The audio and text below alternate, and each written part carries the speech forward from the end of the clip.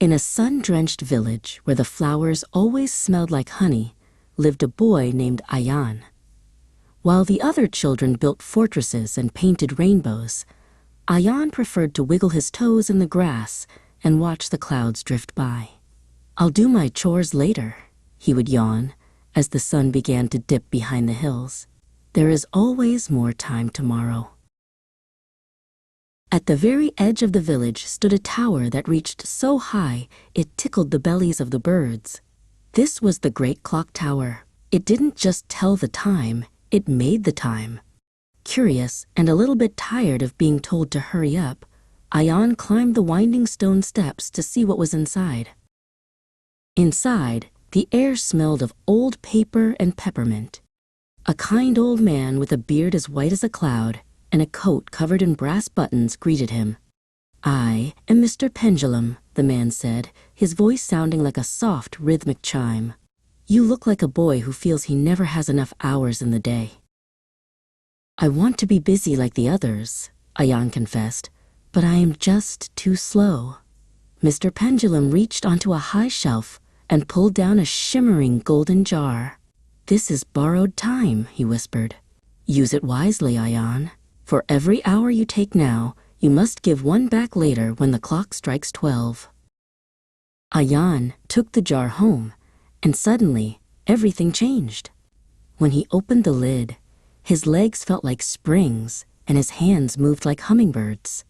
He finished his homework in a blink, tidied his entire room in a flash, and even painted a masterpiece before lunch. He felt like the most successful boy in the world. Days turned into weeks. Ayaan used the borrowed time for everything.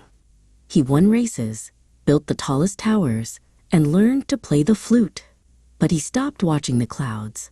He stopped wiggling his toes in the grass. He was so busy being productive that he forgot how to simply be Ayaan. One evening, the golden jar began to flicker. Ayaan peered inside and saw only a tiny, dim spark left. Suddenly, a deep bong echoed from the edge of town. It was the Great Clock Tower. The time was up. Ayaan felt a heavy tiredness wash over him, heavier than any nap he had ever taken. Ayaan trudged back to the tower. Mr. Pendulum was waiting, holding a large, rusty key.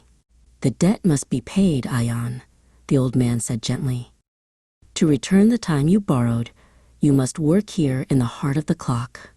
You will see how much effort it takes to create just one single minute." For 3 long days, Ayaan polished the heavy gears and oiled the clicking springs. He watched as the seconds ticked by, one by one. He realized that a minute was not just a number, it was a gift. It took work to make it, and it was a shame to let it slip away without a thought. When the work was done, Mr. Pendulum patted Ayaan's shoulder. "You don't need a jar to be successful, little one. You just need to respect the sun and the moon." Ayaan went back to his field. He still watched the clouds sometimes, and he still worked hard on his lessons, but now he knew that every second was a treasure to be spent with a happy heart.